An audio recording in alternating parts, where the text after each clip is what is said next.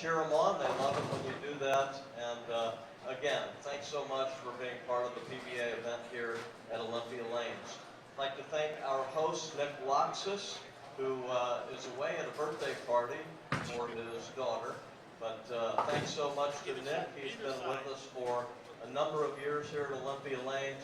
We sure appreciate his support of professional bowling, along with Mike Cozy, the general manager here at Olympia. Mike has put in long, hard hours along with his staff. Mike is here before me. He's here after me. And quite frankly, I'm tired.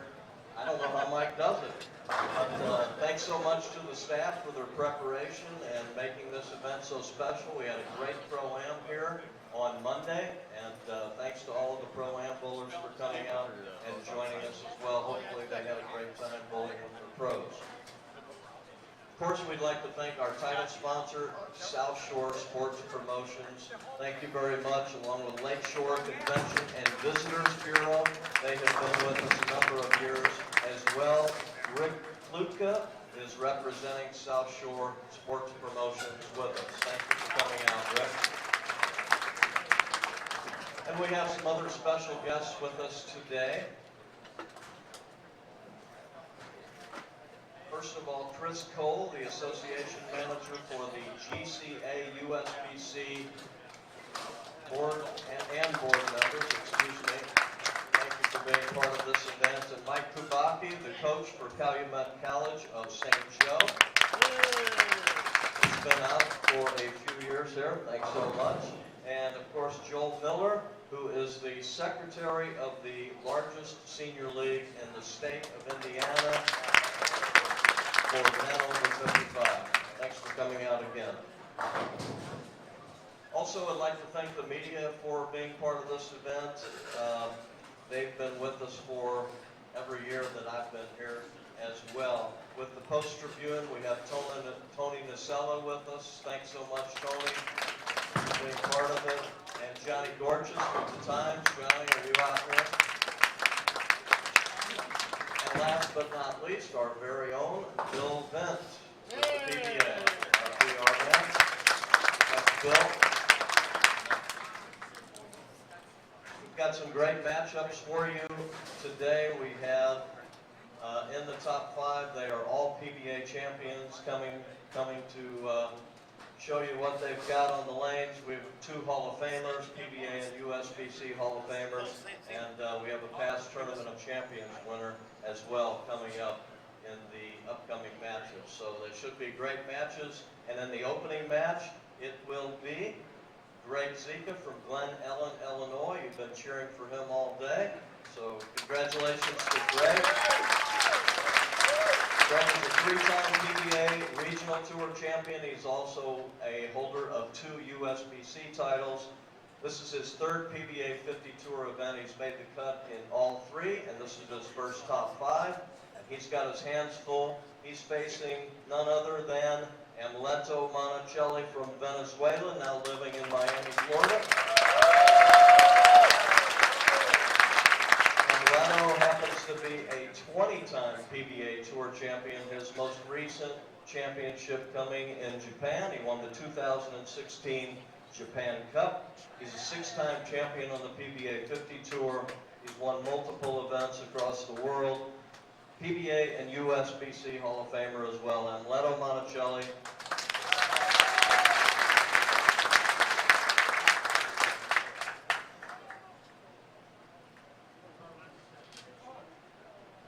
Amleto has the choice of starting lane, and I failed to get that earlier. Gregg Zicha will start the match. One more time, let's give him a nice round of applause. Thanks so much.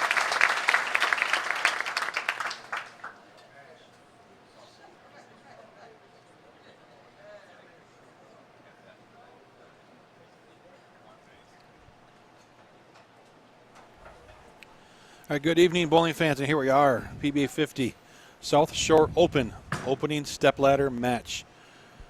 Craig Elliott along with 2015 Dick Weber Sportsmanship Award winner, Mr. Tom Carter. Yeah, thank you for having me. It's an honor to be here. We're kicking things off with Gregg Zicha, kind of a local fan favorite out of Glen Ellen, well known in this part of the country, against 20-time winner, Hall of Famer, Amleto Monacelli. Even though Gregg might be a unknown to some people, a local guy, unbelievable bowler, got 2 USBC titles. He's silver level coach.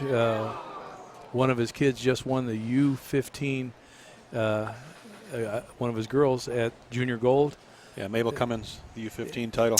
He knows how to play. So just because they might not know who he is right now, they might know who he is after today. And on top of those 2 USBC titles, you mentioned 3 regionals and a Peterson Classic title. That's probably one of the tougher ones to get, honestly. That's not an easy tournament to go through. Winning the Pete might be like winning 10 PBA titles. But he does, he's got an opponent here that isn't scared of anybody. Amleto's been around for a few years. Amleto just realized, talking to John Weber before during practice there, that he's now won in 4 decades. He didn't realize that. He just won the Japan Cup again, and he's won in 4 decades. Well, I don't think bowlers ever even think about that. Amleto's only 35, though. I mean, look at the guy. Yeah. Right? So it's almost mathematically impossible for that to happen. The guy is so in shape, it's just retarded. Yeah, that's what we can say about that. They're both playing the lanes totally different. I mean, obviously, you watch Amleto, he's crossing 17 out to like 8. Gregg is going to be a little bit more direct. He's going to be pretty much up 10, up and at him. He's straighter through the front part of the lane. And it's kind of funny. A lot of the guys this week that really racked up some high numbers were a lot straighter through the front part of the lane. So Amleto figured out something to get to the show today. We saw that with Duke in the opening round. He was the only guy kind of inside a little bit, curving every touch, put up a good block, but then everybody after that just kind of seemed to square things up, move right. Yeah, I mean, for me, I ended up 269 over, which wasn't enough, but I felt like I bowled good. And it was really tough because what I like to see my ball do and what I needed to see my ball do were 2 different things. And finally, when I got on top of it enough in the last 5 games, I averaged 250, but that was too much too late. See, him being so much straighter, the carry is so much better when you can go that straight through the front. And for me, it looks like I'm throwing the ball off my left shoulder when I do that. And some of the guys that can do that obviously do it really well because the scores this week were extremely high. Took, 386 over to make the cashier's round. Yeah, scores went up those last couple of games late last night. And the key for Zicha is just getting the ball rolling off his hand and stay low stop. Look, he got a touch quick on that last shot maybe. This one looks a little better. See, totally that one wasn't result. as straight. It went right off his hand. He crossed like 12 at the arrows. It went out, and it never reads the dry spot down lane. And it's so easy to miss right. And it looks like you can hook it, and when you hit the pocket, normally you flat 10. Unfortunately, he caught a little bit too much of that fresh oil in the front.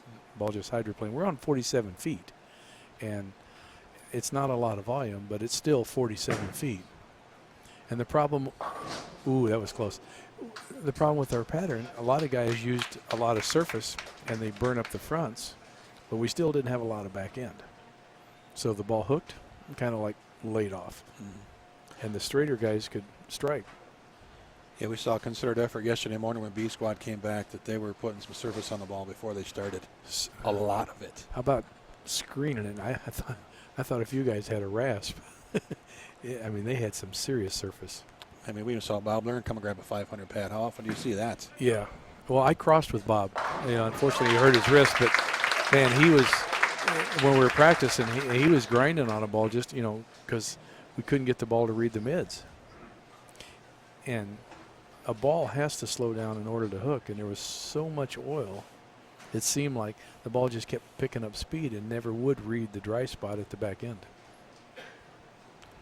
Now, what is it that we're seeing Monacelli doing here? I mean, the majority of the players this week, you kind of had to stay behind it, get that end over end, not real heavy roll, but get it into early roll.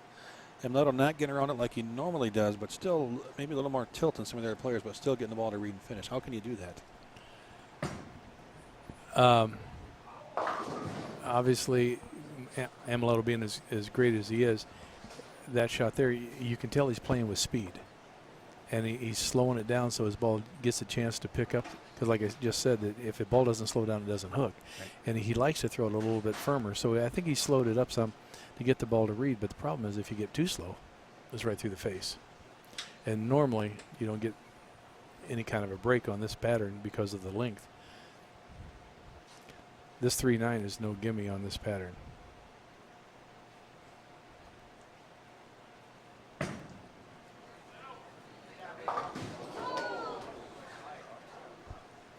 Exactly. You're scared to give it away because you don't think it's going to hook, but you want to get it going. And if you listen to that, I mean, he got that ball down like really fast. So it'd read.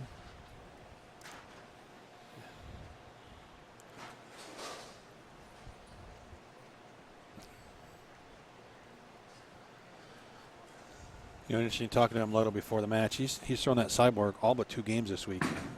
Is that going to be good or bad? If he runs into something he hasn't seen, is he really going to know what to jump to? Because he hasn't thrown any other equipment this week, or does he? You think he knows his stuff enough? Well, a lot of these players know their equipment well enough, but when you use one ball all week and all of a sudden maybe the shot changes because the lanes have been stripped and re-oiled so many times, and now that we've got different players on them, they're breaking down a little bit different. I think it'd be a little bit scary not knowing exactly what to go to, you know, because obviously out here there's so many options. We always say out here, you know, 70% of your ball reaction is ball surface to lane surface, and you know, am I picking the right ball with the right layout with the right surface? And it's like kind of like playing the lotto. And when you're in a match like this, and it's just a 1-game match and it goes by so fast, you got to make the right call, because if you don't, it's 2-8-10, big 4.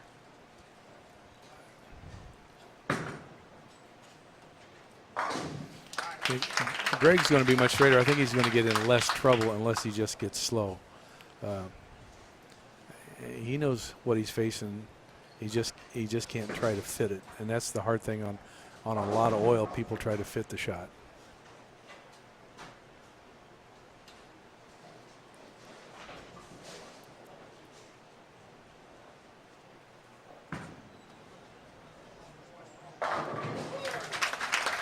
Ameleto's crossing like, yeah, he's like that down lane a little farther. Yeah, because he crossed like, you know, 12, 13, 13, 14 right there and got it to 8 down lane.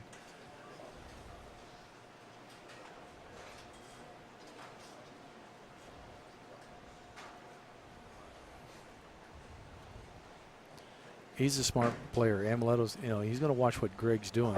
He's going to look at his break point and he's going to try to figure out how he can do what he can do. He knows he can't just move left and wind it up like he would like to.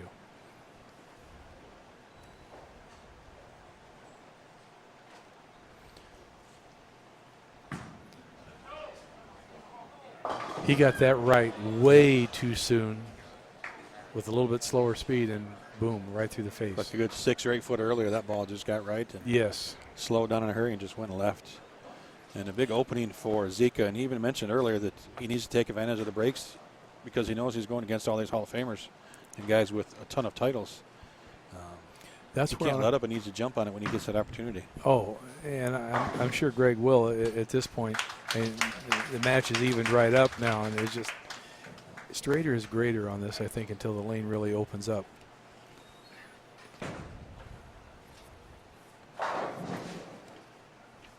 Just to give our fans out there an idea of just how many titles we're talking about. Walter Ray, Parker Bone, Norm Duke, Brian Voss. So those are guys in the top 16 that didn't make the show.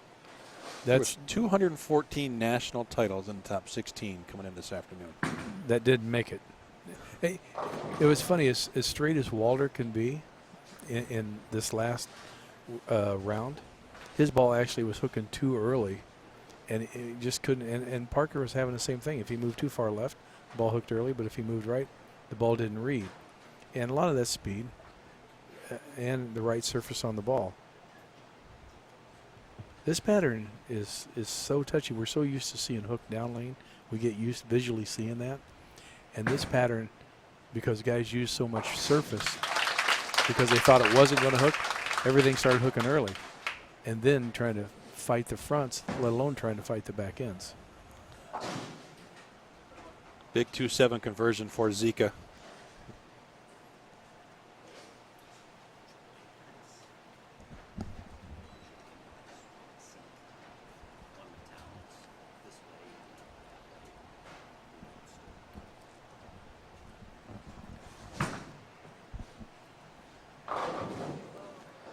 And coming up just a little light again with the 2-8, and Zicha stuck with pretty much 2 balls all week.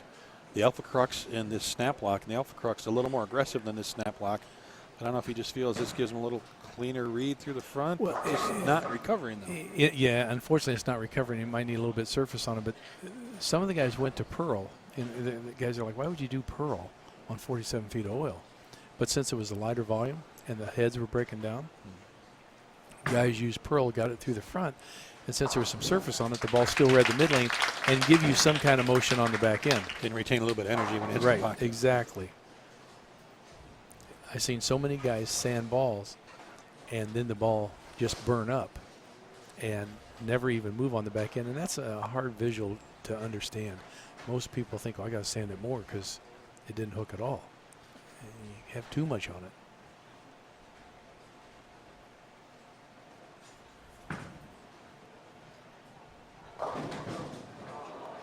Like Amleto tried to bump in just a little bit, keep a little tighter, and the ball still never picked up for him. I think this is going to be the, unfortunately or fortunately, the battle of the guys that can throw it a little straighter. We got guys coming up on the show that throw it a little bit straighter. Amleto's bowled fantastic to get to here, but like Walter and Parker earlier, had some trouble. The pattern just didn't play quite the same as it did all week long, but that happens when you strip an oil lane so many times. Well, we saw that from the two match play rounds. I mean, Kenny Parks come out and averaged over 240 the first block, comes in after breaking oil, and I think averaged 180. Yeah, just could never get anything going. You know, I watched Kenny in that last round, and as hard as he tried, he couldn't get the ball to face up to the pocket the right way. And you're like, how can that be possible? I just bowled on this pattern 20 minutes ago. That stripping oil over and over, things get tighter and the look gets different.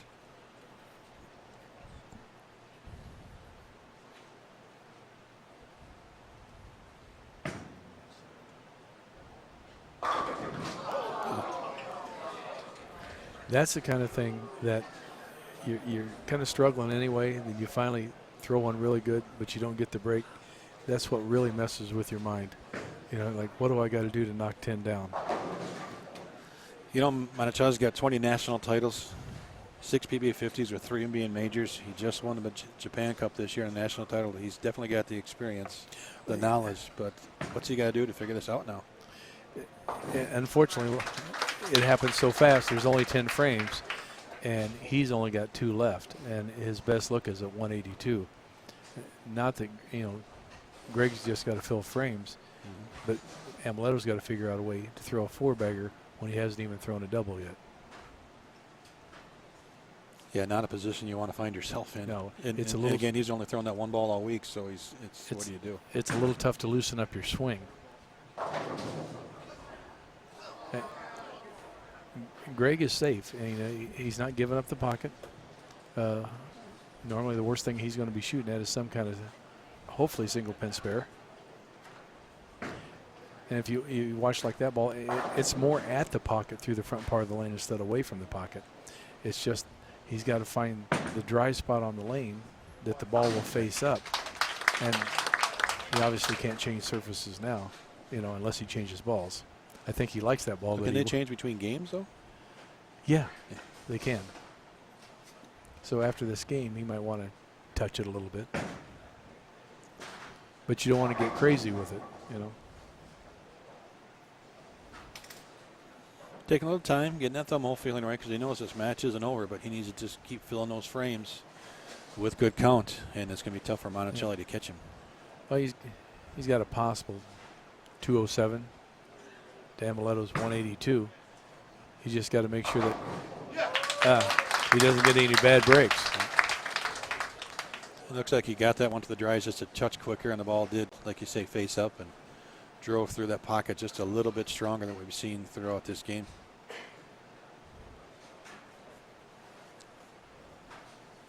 waiting for the winner of this opening match, we've got 10-time titleist Bryan Goebel.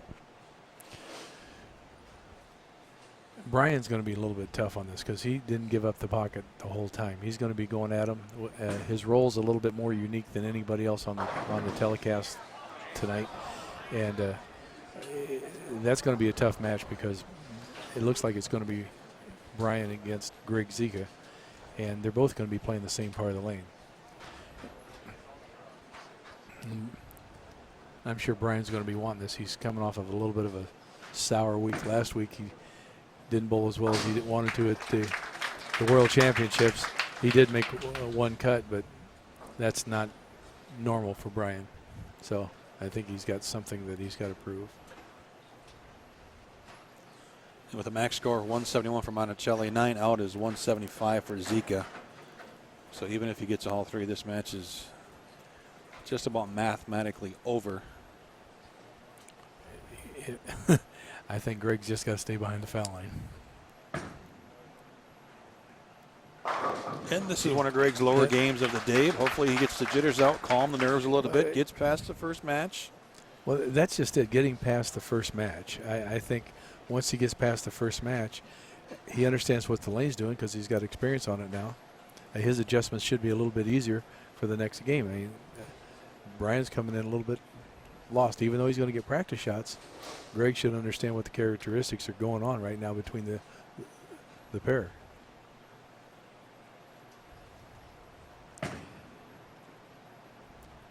It's interesting, Amleto just made a huge move to the left. He went farther left, got more in the center of the lane. And if you actually go by Kegel's rule of thumb, it's 47 feet minus 31. Our break point should be around 16, 15, 14 in that area. You know, and if all the guys are actually taking it a little bit right of that at this point.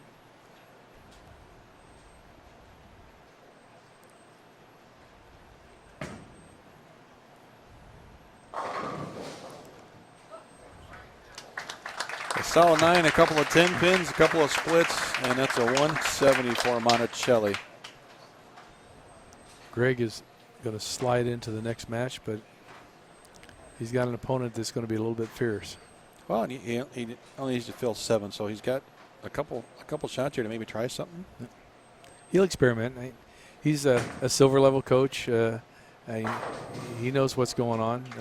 He's got probably a lot of students watching today, you know, which is cool. Opening match here at the PBA50 South Shore Open, presented by DV8 and our friends at the South Shore Sports Promotions. Gregg Zicha advances to take on Bryan Goebel after defeating Amleto Monacelli. Craig Elliott and Tom Carter back with match number 2 next. Congratulations to Gregg Zicha, moving on. Amleto Monacelli, everyone. Congratulations to Amleto on his 5 wins. Upcoming, we have Bryan Goebel. Bryan is going to take 6 shots before we start match number 2. 6 shots.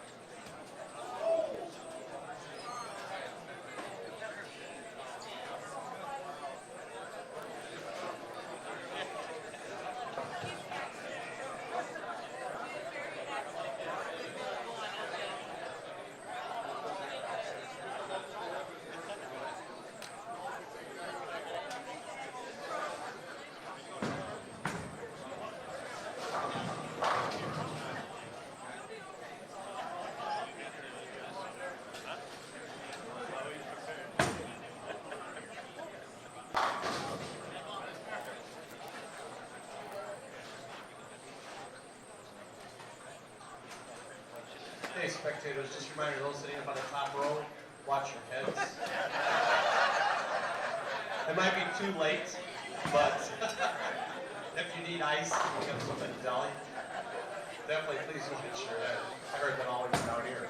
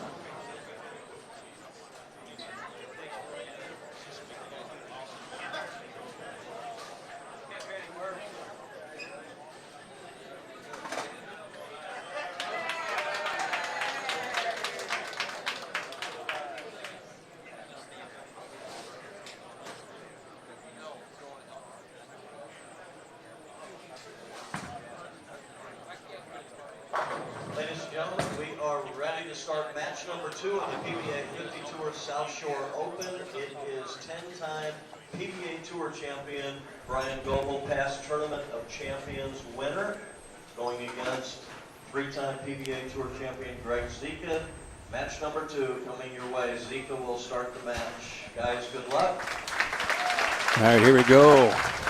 Off and running with the words from our esteemed tournament director, Mr. John Weber. Gregg Zicha will start the match against Bryan Goebel, 10-time titleist.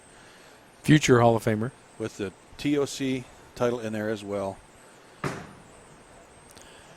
Gregg changed balls. Changed balls, and that ball, as we talked earlier, it just checked at the arrows. Right. He went to an alpha crux, it looked like, obviously a lot more surface. The ball just hooks early, and that's what the guys they were having trouble with before. You think you need ball with more surface, but too much surface, it wants to read early. Well, and unfortunately, this was just kind of a guess, his first shot. He come off this pair. He got to throw a couple practice shots on the practice pair, so this lane had some play on it, which the other pair didn't. He should make a big adjustment off that, and you assume find the pocket pretty quick. Well, he will need to, because he just gave a free frame to Bryan Goebel, and that's not really what you really want to do, because they're both going to be playing the same part of the lane. And this is a surprise. I talked to Goebel before the match. I mean, we know Goebel through his years on the national tour. He's the guy that always liked to hook it. Big slow roll, get the big wheel out, and he likes to curve a little bit. And he's been playing very direct all week, and that's not something that he's probably known for doing, is used to doing all the time, but he just kind of got locked in, got comfortable there, and it's working. He's actually been doing that, I'd say, for the last year and a half out on the senior tour. He's just decided that he's going to go straighter, and he's going basically right to left off his hand and at the pocket, and he's been doing that quite well for the last year and a half. And he uses quite a bit of surface, but his roll allows that. It's not really a roll, it's more of a kind of a spin. And so he can get away with more surface and not have the ball read quite as early. He's got such a unique approach. It's really slow, methodical.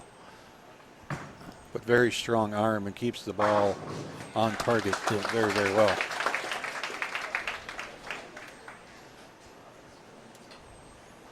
His best finish on the PBA50 Tour has got a couple of seconds, one to Scroggins and one to Tom Baker.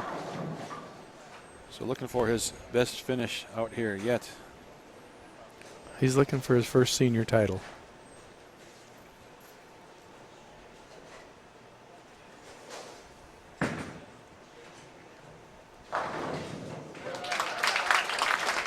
A little more direct with that. He didn't get it as right as he did on the left lane.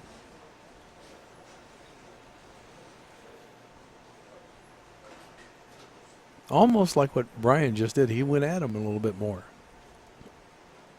He's a little bit farther right at the break point.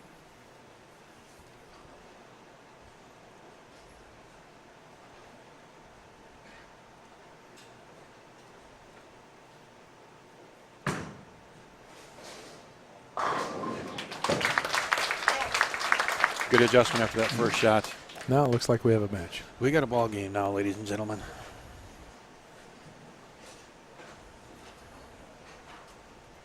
I'm glad to see the guys aren't having any problems with the approaches with the rain and the humidity and stuff that we've had. Well, the tournament first started, they were a little bit sticky, so it looks like they've smoothed out quite a bit. Well, we had a bit of a lake out to the side of the center earlier with quite a storm that blew through here. Oh my gosh. My motorhome was like, the water was up to the wheels. You have to start carrying a kayak on the motorhome for you, just in case. I've got enough problems. I don't need a boat. The ball started creeping a little high. It looked maybe just a touch slower, but good result.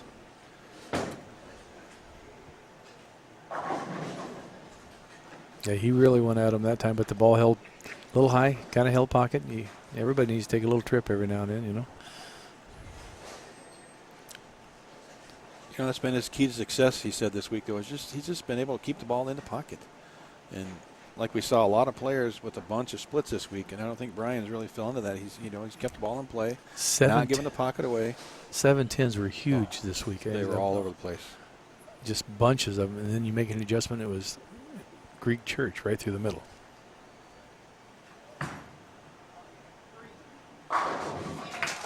But with all that said, it still took 386 over to make it, which is just incredible. I didn't expect the scores to be that high on this pattern. You know, Walter was 760 over. He averaged like 247 or something. It's insane.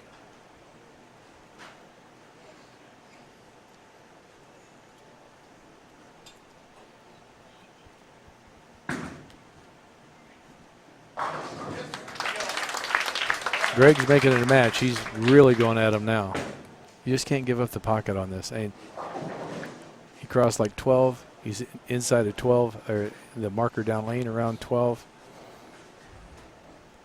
You can't get a whole lot straighter than that. No. And that kind of an angle is really hard for a lot of people to see off their hand. It almost looks like you're throwing it over your left shoulder for him. He's so straight through the front. Inside our target, looks like he drifted a little bit left that time and just couldn't get the ball back. Yeah, that didn't quite look like the rest of his shots. Yeah, it was 11-12 down at the rangefinder. And it was going left. So a big opening for Bryan Goebel with the front four against Zicha. Zicha 2 splits. Whoa. Run at it. He gave it a run. Got it. Every time you mentioned the 7-10, our Xtra Frame fans caught a great match with Brunetti and Parker Bone. It looked like the match was over. Brunetti just had to mark. You big fours in the 10th. Parker comes up. Right. 7-10s. And 7-10s in the 10th, then throws and knocks the 7 clear back out in halfway up sweep. in front. So many 7-10s this week. I was very fortunate to leave 2 of them back to back. Can't say I was real happy about that. I'll just get them out of the way and be done with them. That's what I thought. You know, if it's my turn, I want mine and get done with it. And although it was one of our feature pairs most of the week, lane 11 had quite a few 7-10s for whatever reason. Yeah, it's funny. And this pattern, 47 feet being tough as it is, depending when you moved pairs, depending on how the guys try to attack it and break them down, every pair played a little bit different. Left lane to right lane played different. It was literally a Rubik's Cube out there, and the guys that are on this telecast, I got to give them props because to figure it out is incredible. Because some of this shots that you think were absolutely pristine didn't strike. Solid 8, solid 9, 10 pin after 10 pin after 10 pin.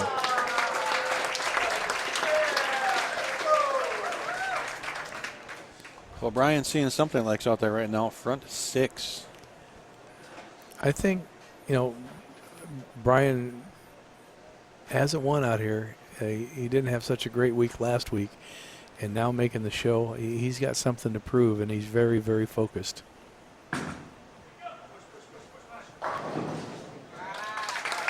you can hear Zicha with great local support. A lot of his friends and family supporting him here, and that's great to see. Got a lot of people behind him. They've been here all day long, too. He's obviously throwing the ball well, and he made the right adjustments. Unfortunately, he gave Bryan 2 frames, and that's not the thing you can do. Not when you're on the show. Your 25 minutes on the show goes by real fast. I can attest for that for last week. You just made it. It's been a while, but you made the show again. How'd that feel to finally get back in there? It felt great. And I thought I was going to win until I left at 7-10 in the 8th. But on the good side, the motorhome drove all the way here. I didn't have any problems. That's a plus. Bryan Goebel out of Shawnee, Kansas. Front 6 here in Stepladder match number 2. PBA50 South Shore Open at Olympia Lanes.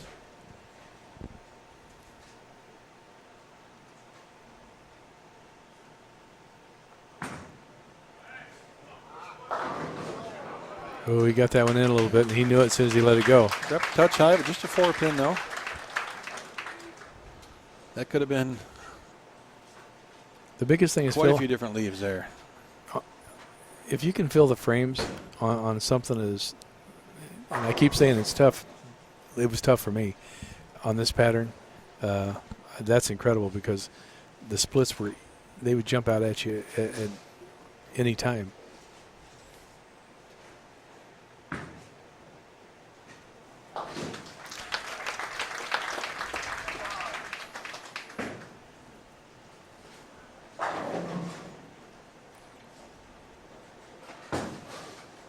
I think we used 47 feet here because the surface here normally hooks anyway. So they tamed it down a little bit by using a longer pattern. And then, but it played long, but it only had 20 mils of oil on it. And I think that's why the front part of the lane blew up so fast.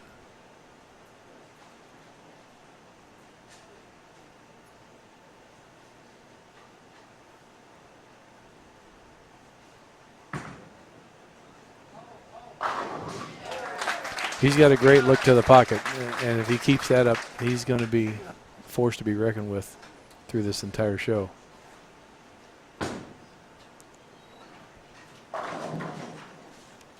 Doesn't get much prettier than that. Zicha could still shoot 244. He needs to throw another double here to keep the pressure on because anything can happen.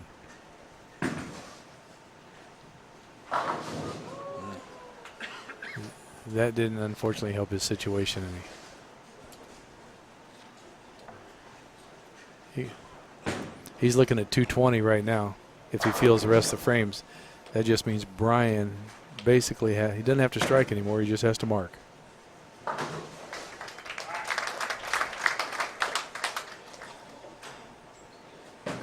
No matter the outcome, Gregg had a fantastic tournament, being only his 3rd tournament, making the TV show. That's pretty incredible. 3 for 3 on cuts. Yeah, he's going to have a top 5 here. It looks like he can finish 4th.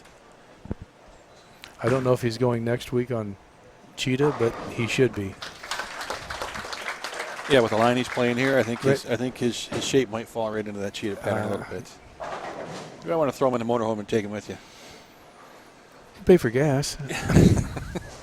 Well, gas is only like $1.86 right now. It's Not nice. diesel. Oh, well, yeah, you're out of luck there. Sorry.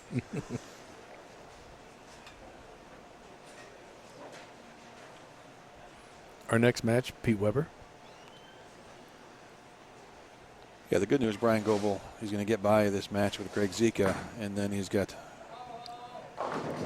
Probably to face time. face the PBA hottest titles, player on the yeah. planet at this point. 5 titles already this year. The worst finish, a 4th. Yeah, shake that off. Wow. Every time he puts on the shoes, he makes a show. How'd you like to have that record? I'd take it.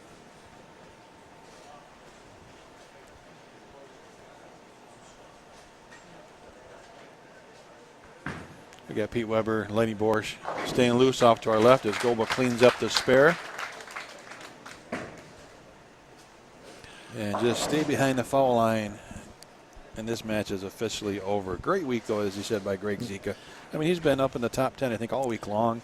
Throwing some big games, had great fan support, put on a show for the guys here. Well, it just goes to show his coaching ability. He knows what he's doing. Actually, when I left Rockford and went to Columbus, some of my students I sent over to Gregg because I wasn't going to be around anymore. And he's done a fantastic job. He's a great coach, and obviously the kids can see that what he's teaching them works. Sure. You know. In the meantime, Bryan Goebel just keeps on striking.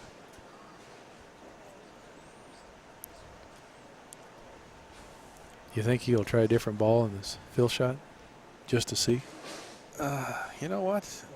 You might as well, but I don't know. I mean, he's got to believe that Pete's going to come in. Pete's going to bump inside, circle around him. He might have to be ready to make a jump if it comes to it, but he's stuck with the same couple of balls all week.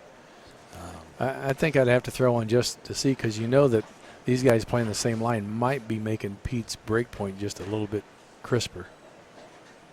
Yeah, and he did change balls. Paradox Pearl. Just to see what he got. That's Nice a good ball thing. game. 259.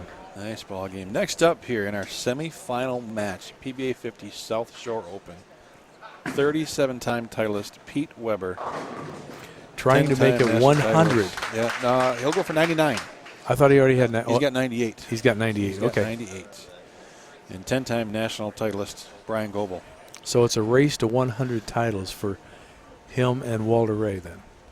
Is that right? That's what it could be, yeah. If Pete can get to 99 by getting around Goebel and Boresch, we could have a showdown maybe next week at Championship Lanes between the two for number 100. Wow. But there might be some storylines there. There might be something for Bill Vint to write about. I would think so, happens. yeah. I can't even imagine winning 100 titles. But, hey, great week again for Gregg Zicha. Congratulations on your best finish. Weber is going to come in and get his practice shots, and Tom Carter and I will be back with the semifinal match here from Olympia Lanes. Goebel moving on, and Gregg Zicha as well. 3 cuts in 3 attempts and a top 5 finish. Gregg Zicha, everybody. Great record for Gregg Goebel.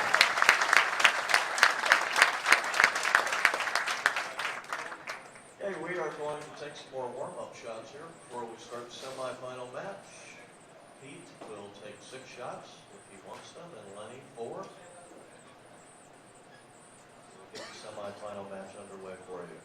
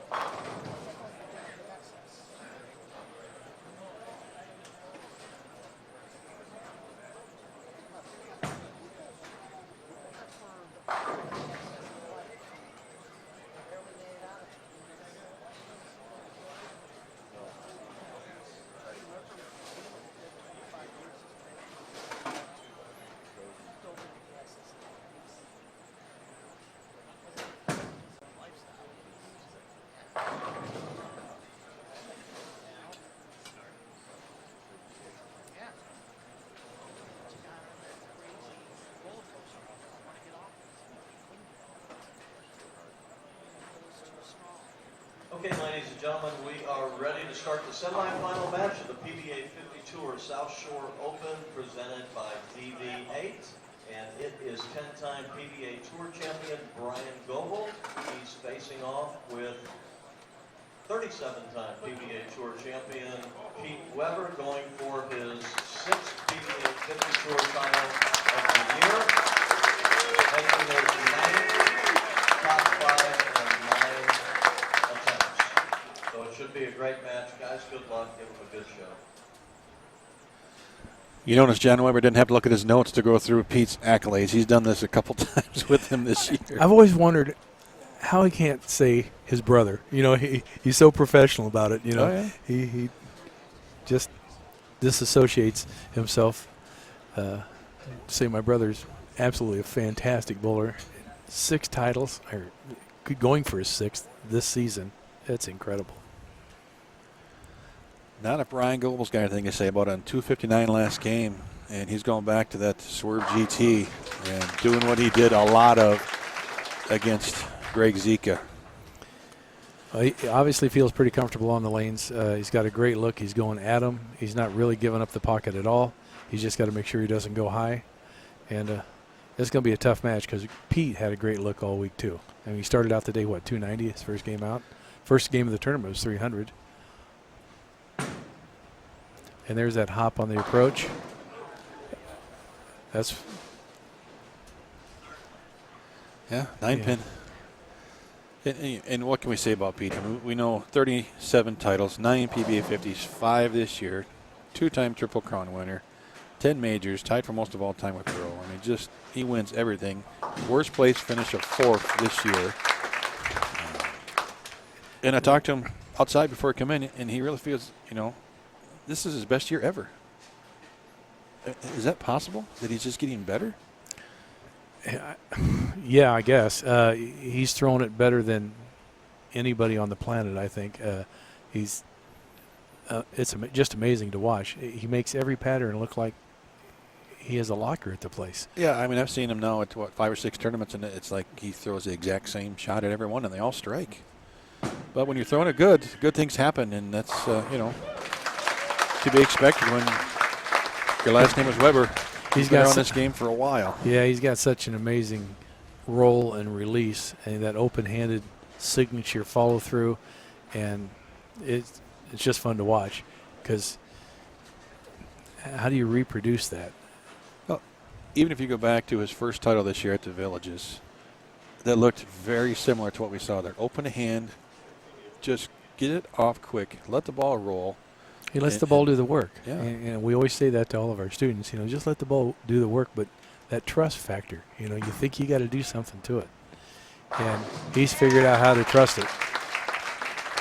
And he literally does make, I don't care if we're on cheetah, if we're on 47 feet of oil, he makes them all look and play about the same, which is absolutely incredible.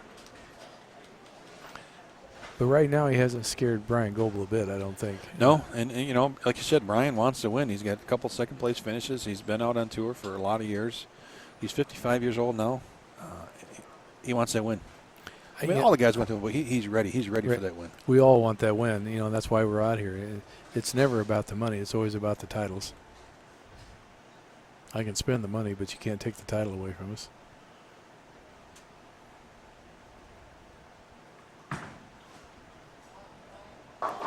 Oh, he got that. That wasn't as direct as all of his other shots. He got that a little bit right, more down the lane, and it just overreacted for him.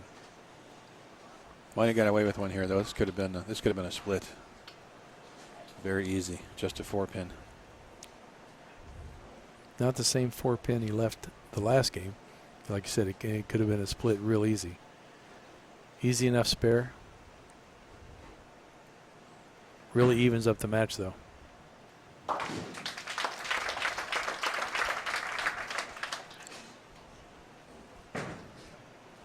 I think this is our 17th year coming here that Mike Cozy and the guys have put on a tournament. They do such a fantastic job.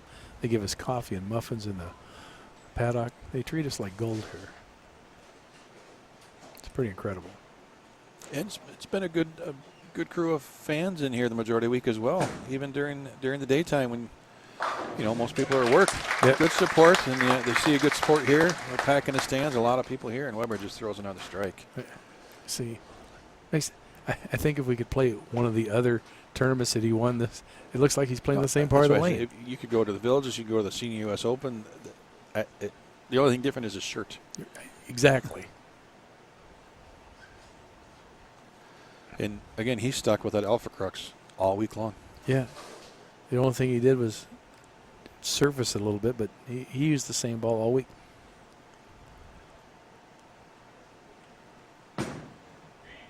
He got a lot of that one. That's the hard thing to take in this tournament, when you really, really think you threw it pretty damn good, just like that, and then, boom, 10-pin. Yeah, it looks like he might have just ripped through that one just a touch more, and just that was the difference. But yeah, it's still a pretty darn good shot. And with his release that we've seen through the years, he can go with some of these bigger pieces because he just gets the ball to float through the front. He never hits up on it. Yeah. Hitting up on the ball, a lot of us think that we have to grab on the ball to make it hook, and that's not what you have to do. He lets it roll off his hand so pure that the ball actually reads the pattern.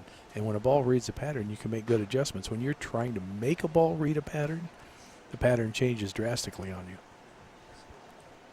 If we would have known all that back in the 80s, some of us would have arms, wrists, fingers, knees, left. Yeah, we would be broken. And with no arthritis. And, that's to Pete's longevity, though. That's why he can do this now. He was a 1980 That's 2 Rookie shots of in the a row. Year. He's been doing this for 36-plus years with not a lot of health issues. No. Because he is, like you said, so smooth and soft. And so many guys have had to quit. And that's what I worry about the young guys. They're all torquing on the ball so much. You look at the longevity of Johnny Petraglia, Dave Sutar when he was out here, rolled into his 70s, Parker Bowen, Norm Duke, Pete, Amleto. They don't really try to overwork the ball. They let the ball do the work for them. Yep. And some of the new styles out today, man, they're torquing on it so much.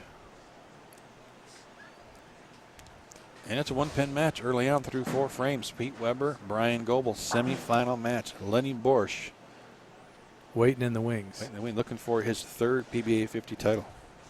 He bowled so fantastic today in that last round. It was incredible.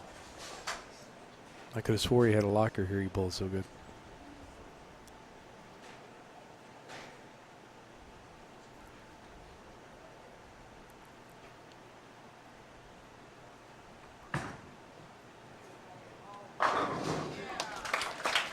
That ball looked like it was going to start to check on him, but it kind of laid off a little bit, and a good result. And believe it or not, Lennie changed balls that last block. He went to an Alpha Crux that last block that he hadn't been throwing most of the week, and it just, you want to talk about matching up. Oh my gosh, he made he it lit him way up. too It easy. was, it was 250, 260, 280, 290.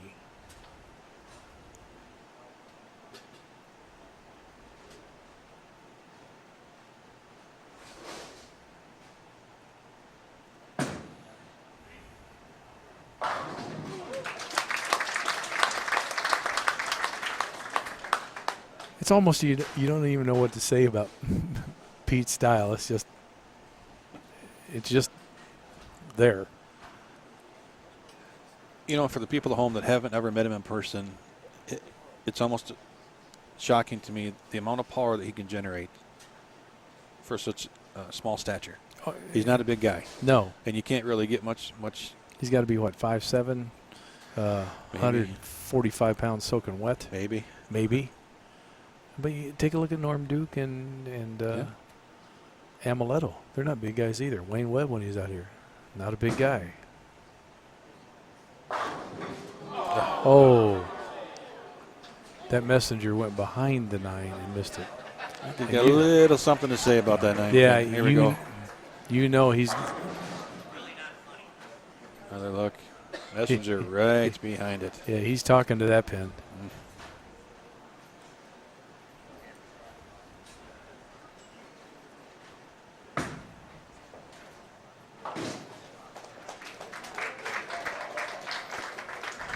He's not happy.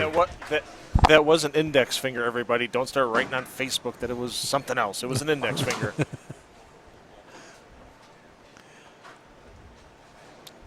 You seen that? With my own 2 eyes close up. As rough a break as that was for Pete, that's what Bryan Goebel needs now. He needs to take advantage of that and throw a quick double at Pete and put a little bit of pressure on him. I mean, that's something Pete really hasn't had put on him all year long. Well, no, he hasn't.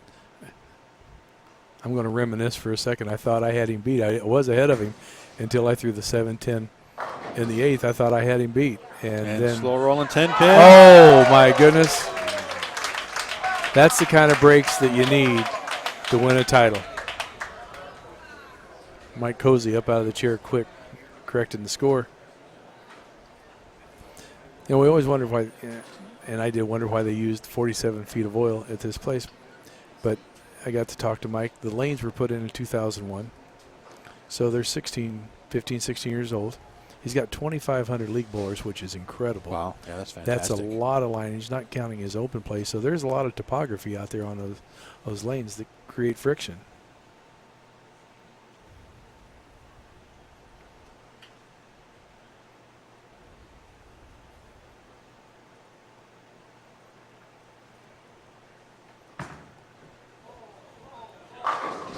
And Bryan taking advantage of that slow rolling messenger for the 10 to put up a 3-bagger against Pete. And his kind of high, almost spinner type roll gets that push where the ball's not going to grab right as much as it would for some of the other players and stays on line. And I don't think that's a bad thing. No, not at all.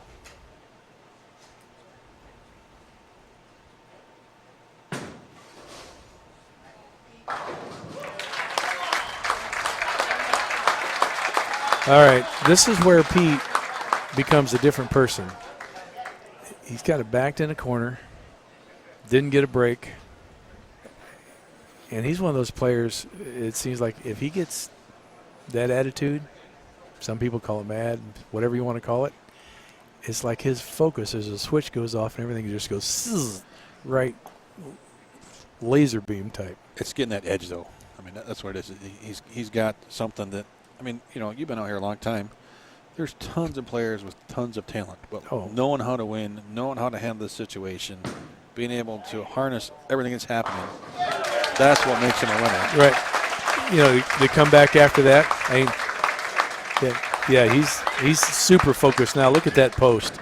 And that he's making shots now.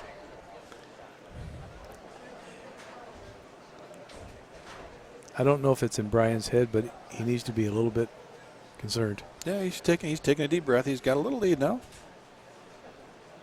Like I said, he's been here before. I mean, he's been on national TV multiple times. He's got 10 titles. He's got a major. It's nothing new to him.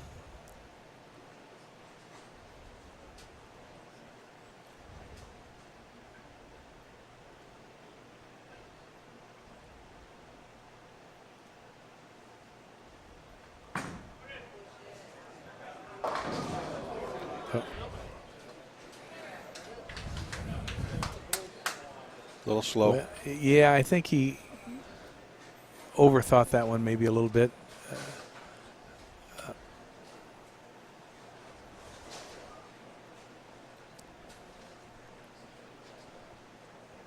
And this isn't the easiest spare in the world, the 3-6-10. There's only about 900 ways to miss that, and one way to make it.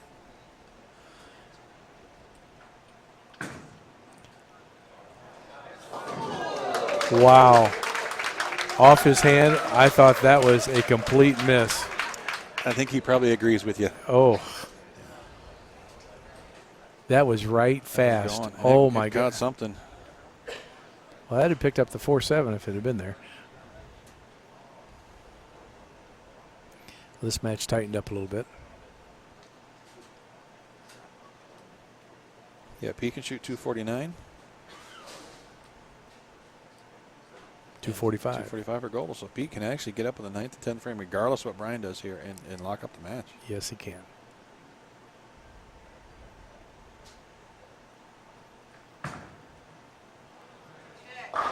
That was a much better shot. He regrouped just fine. Oh, now I think Pete's in the position he always likes to be. You know, he's got a chance to close the door, and he tends to do that pretty well. I think he's got a pretty good record of that through the years. 5 strikes, 3 spares, a chance to get up in the 10th and lock up this semifinal match against Bryan Goebel. Oh.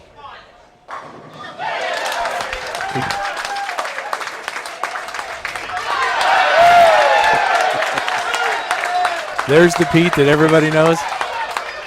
You know, and his actions are not premeditated.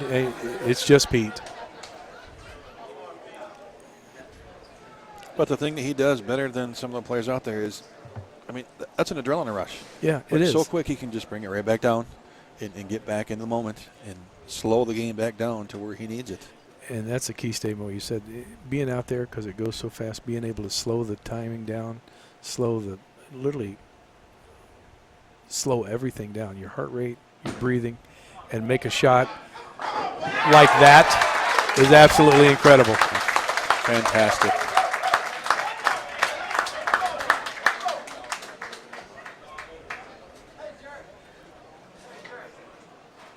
You know, he's playing a part of the lane, which really amazes me, that nobody could play pretty much the whole week. Everybody else is outside, kind of going at him, that had their best looks. And it's Pete. He finds a way to get right into his wheelhouse and make every pattern play the same, throwing good shots. And I was talking to Pete earlier. He goes, all I did this week is I just squared it up and stayed on top of it a little bit. But for us looking back here, we don't see that. But he does.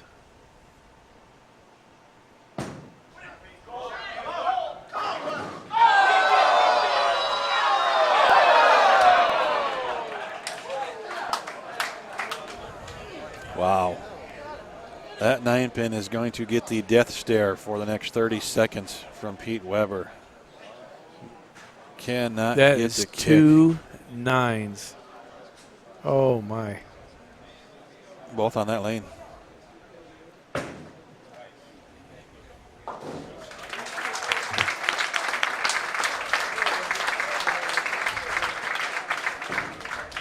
So double to win, is that where we're at now?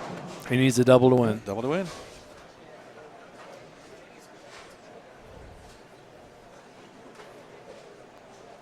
Remember, he went that 7 count, that 3-6-10 last shot on this lane.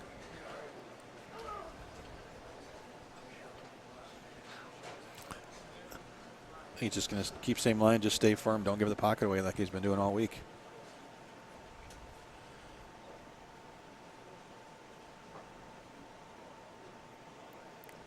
Taking a little bit more time, it looks like. The first one is normally, I would think, the easier one to get. It's the second one that he needs. That's the one. That was right at target, and that was right off of his hand. And Pete Weber is going to be bowling for title number 6 this year. Yeah, right? this year. Yeah. Let's forget number 6 this year. Since 4 in a row. Since March. Yeah. Right? He won 4 in a row. He took a week off to bowl the USBCs. Came back to Brentwood and finishes second there. Yeah, Noel Vasquez with a great match. Oh. Yeah, fantastic match. Finishes second last week to Norm.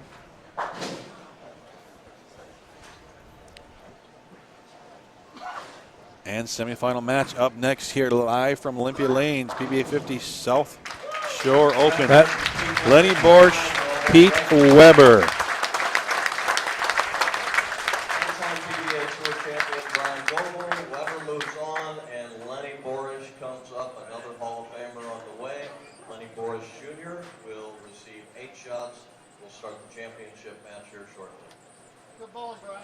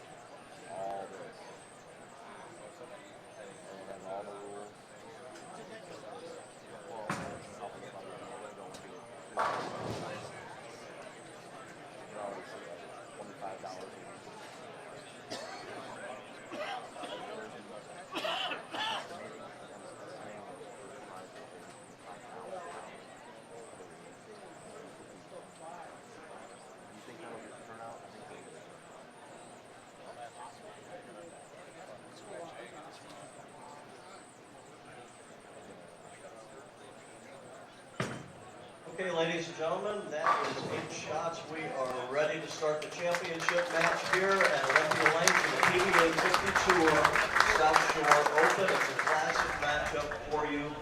Lennie Boresch Jr. from Kenosha, Wisconsin. He's won twice on the PBA50 Tour, 31 championships on the PBA Regional Tour. These two have battled it out for years. Going against PBA and USPC Hall of Famer Pete Weber. Pete will start the match. Let's give him a nice send-off to start him up. Guys, good luck. St. Anne, Missouri's Pete Weber looking for PBA 50 title number 6 in the this year. same year. Yeah. That's just insane.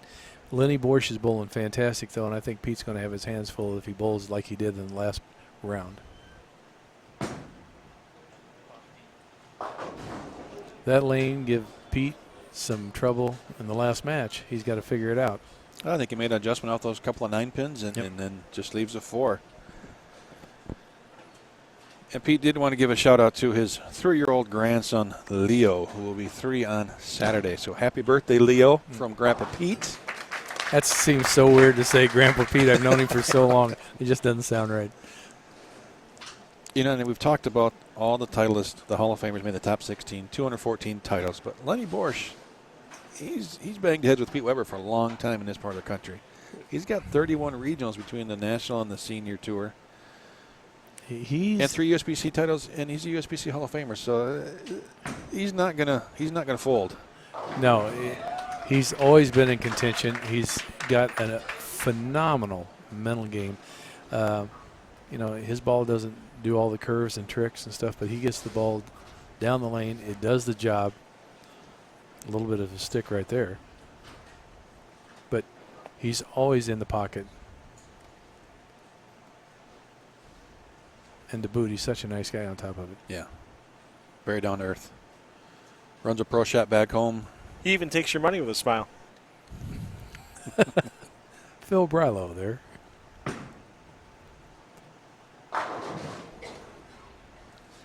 That looked a little fast from what we've seen out of Lennie most of the week. I mean, he plays pretty hard and direct, but that one just seemed a touch fast. Is he using that Marvel S? Is that what he's throwing? Kind of looks like from this angle. I think that was my guess. Yeah, the Alpha Crux seems a little bit darker, but it's with the lighting in here and the angles. Yeah, I'm going to go, yeah, this Alpha Crux in the back, Marvel S up front, or the other way around. Let's see what we got there. Somebody knows. Pete taking a re-rec. Pete's throwing the Alpha Crux.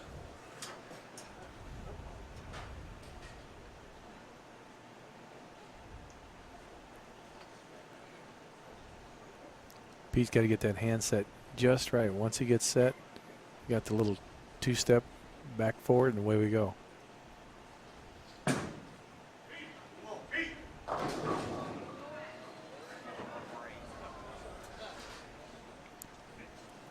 Doesn't seem to be liking his look, but doesn't seem to be as crisp as it was the last game. And he's getting the ball right of the marker down lane, and he didn't do that the last game.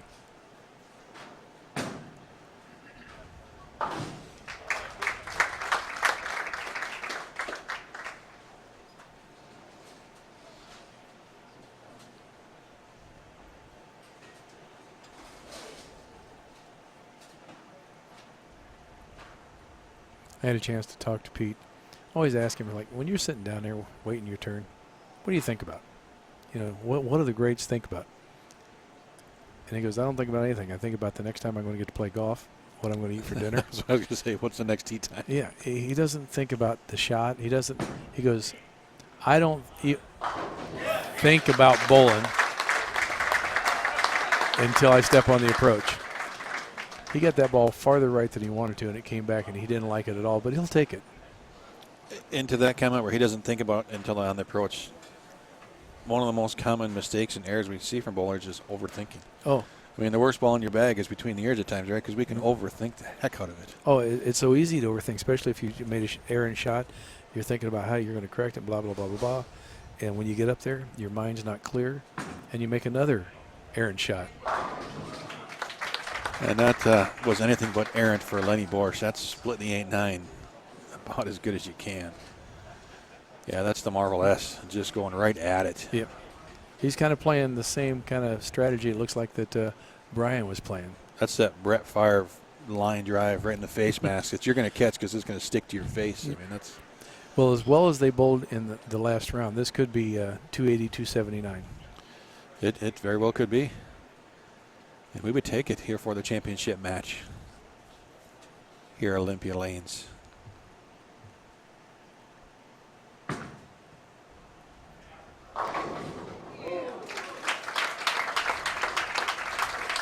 Lennie's not going to go away anytime soon.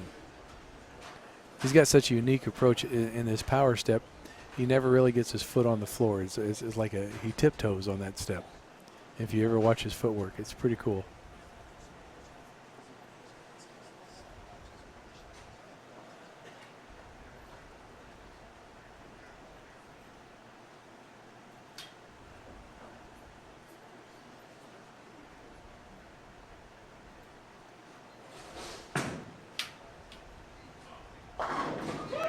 Ooh, that looked like it was almost a little bit high, but he got away with it.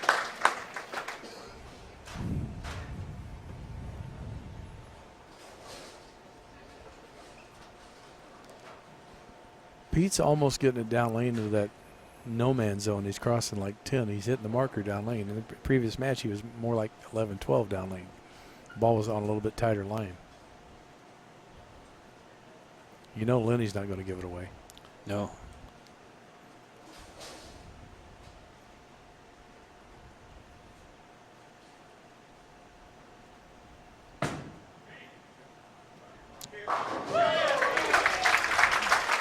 I think he tricked us on that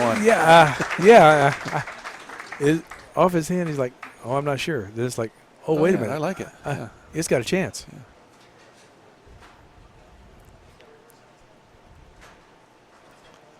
A one-pin match.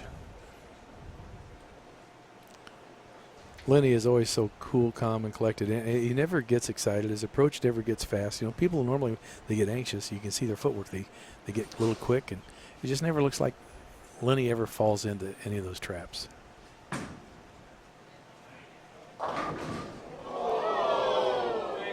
I know that feeling. Yeah, and we talked about it at the start. That 7-10, we've seen a lot this week, and it was just a matter of time before it reared its ugly head. See, when he struck the last couple times, he hit 11-12. That ball hit like 9-10, and it just didn't read. The break point is so touchy on this pattern. If you're in the right zone, you strike forever. If you're in the wrong zone, it's just all bad. The pins do bounce out. He was hoping for a bounce out on that, I know. And Lennie just doesn't have the revolutions that Pete does to get it back from that board right at the range, trying to board and a half. It's just not going to come back. And unfortunately, he pays the ultimate price there with that 7-10. Yeah, you really don't want to give Pete pins. It's the last thing you need to do is handicap Pete Weber. Hey, you don't give him pins on the golf course or in the bowling center, either one from what I hear. No, he's a pretty good golfer. I understand. I don't never want to play golf with him. I'm awful, so that he wouldn't have any fun playing.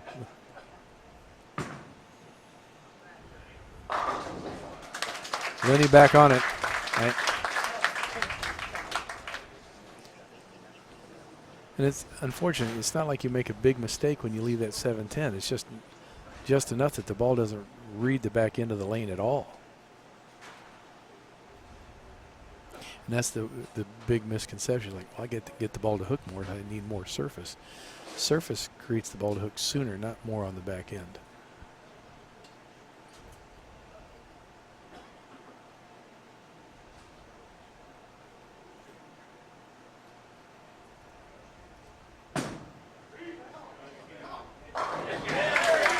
In typical fashion of Pete Weber, jumping on a break. That's why you have 37 titles. And that's what we expected to see after that. He's going to take advantage of it. Look at that intensity. He's wanting this one bad. But again, he knows how to just stop, slow things back down, take that deep breath, bring that pulse rate down about 50. Stay in the moment, not think about what's going to happen in the 10th. He's worried about the 7th frame. One frame at a time, stay in the moment. And that's so hard to do. People get anxious. We've all done it. Oh, he knew that was going to be a little bit high and got away with it. Well, he left a couple 9 pins the last match, got through it, and he's had a couple breaks on this lane now in this match.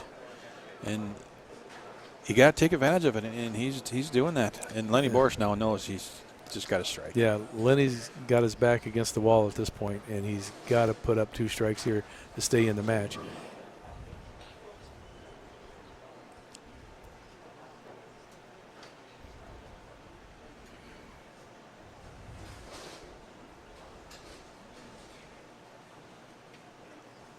And the key for Lennie all week has been keeping his feet slow, keeping everything in line, and let's see if he can do that under this pressure here in the championship match against Pete Weber.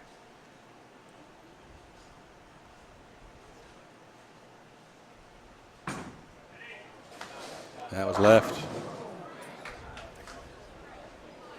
At least he didn't have a split. It was creeping up high. He got a 4-pin, but he definitely wasn't happy with it at all.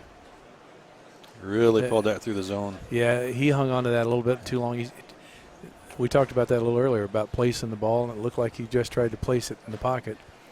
And that's what Pete's so good at, trusting, And unfortunately, that's another 11 pins that Pete's got.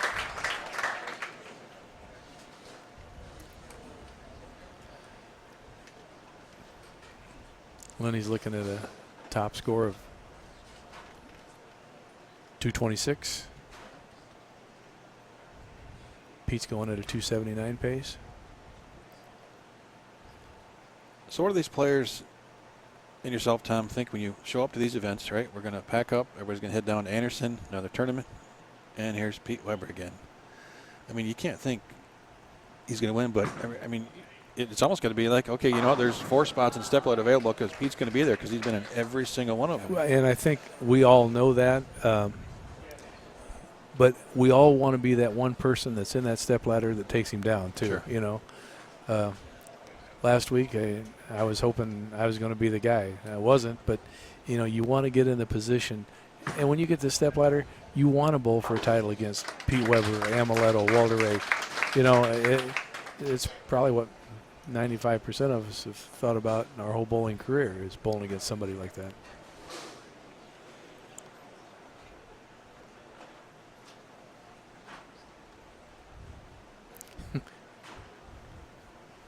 But when it really happens, you do get the jits.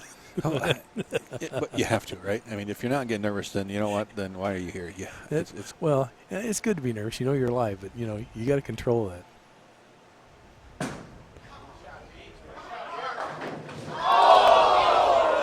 Oh, my goodness. How many times have we talked about 7-10s tonight so far? That stick hop didn't help his approach any. The ball, he never really got through it.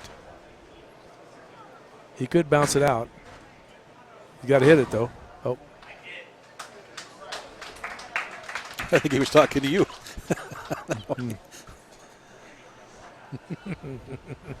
Well, so let's add things up again. Lennie Boresch can go 215, and Pete's, you know, stay clean. He's in the 220s. But lane 11 has been the 7-10 lane this week. We sat here and watched it for the last couple of days. We've seen it twice on lane 12 in this match. Pete's got to get back up. This has been his tough lane. A couple of 9 pins, a couple of good breaks the last few shots. What's going to happen here? Well, he made it a little tougher on Lennie, but boy, if any pin would have stood on that shot. Oh, I'm glad we're back here, not out there. Yeah, run for cover. He pulled the ripcord on that one.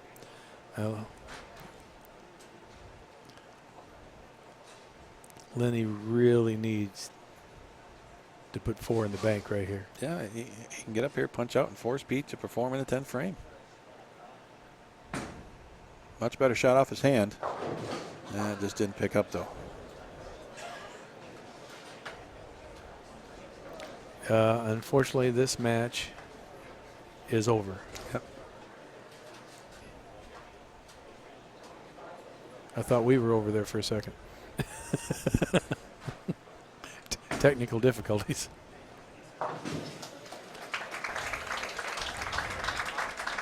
Best Lennie's going to shoot if he strikes out's 204. Pete looking at 210 even if he opens. Pete's got 6 titles. Yeah, he needs 5 on the next shot. That's if Lennie strikes out. I would give him pretty good odds if we were in Vegas. I'd bet your motorhome title that he would get 5 pins. You know, after my fiasco in Vegas, I'd give you the motorhome.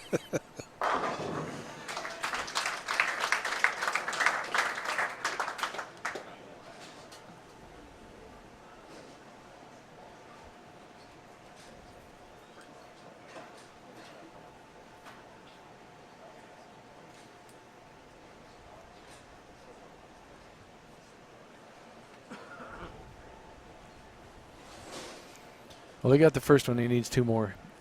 And for Lennie, I know it's just about, you know, finishing his frame, throwing it good. You want to finish on a high note and, right. and, you know, leave with good thoughts.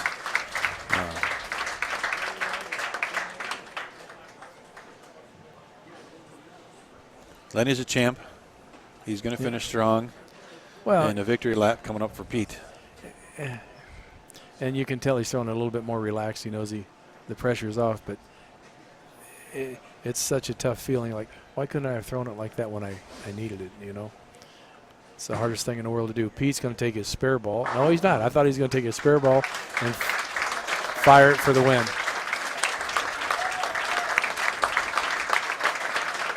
And the dream year continues for Pete Weber. Title number 6. Yeah, this is going down in history. This is unbelievable. It's incredible.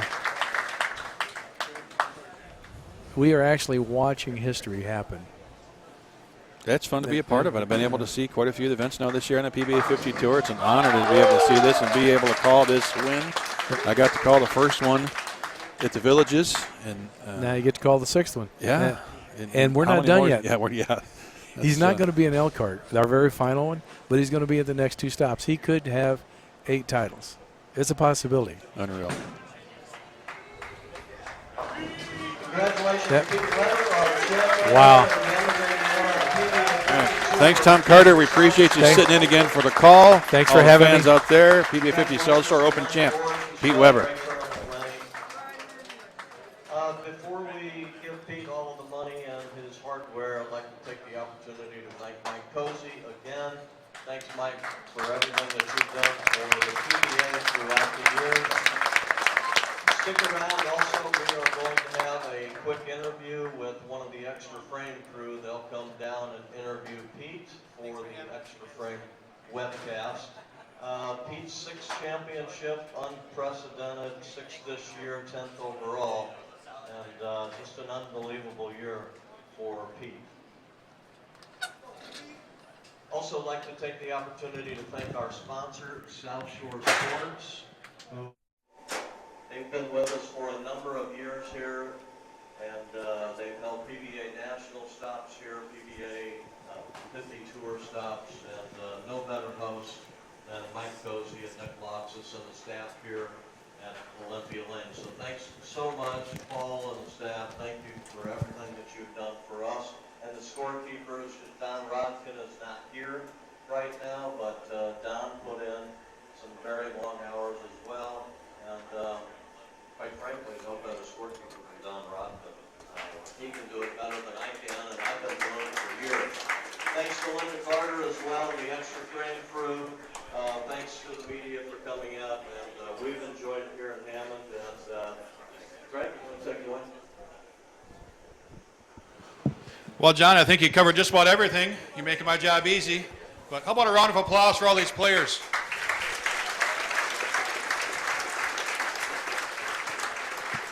And again, a thanks to the staff, Mike Cozy, all the guys here at Olympia Lanes. Great job again. And what else can we say? Pete Weber, 6 titles this year on the PBA 50 season. I mean, we're watching history here, folks. Let's appreciate what we've got. And Pete, say something for our fans here. Okay, first of all, thank you, Storm, for making the best bowling balls on the planet for me to use and win with. Thank you very much. Mike, thank you so much for having us again. You run a great tournament. You're a class act. We can't thank you enough. So again, thank you, Mike. Again, Pete, congratulations. Hang on. No, we got some stuff to give here. We got a trophy over here. No, I'm not All right. done yet. You know what? We'll let you get the mic back. I'm not done yet. To all the volunteers that helped keep score and put our names in, even though I kind of did it every game, but I told you it was all right, so don't worry about it. Thank you very much. And to the fans, one of the best crowds of the year, man. Thank you so much. Thank you.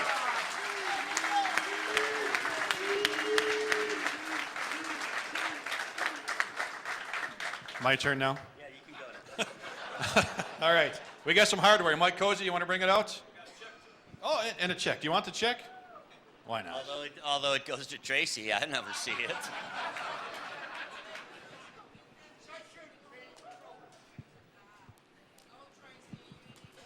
That's right, I know, but she still gets a check. Come on over here, Mike. We're a little short on the cord. Jump up here.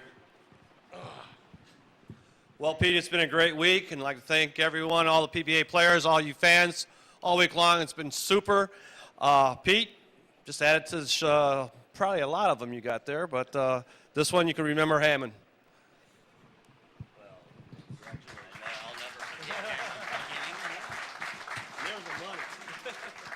And now for the check.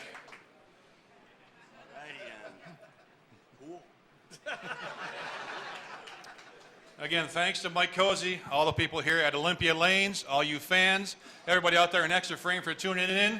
Another round of applause for our players. Congratulations, Pete Weber on number 6.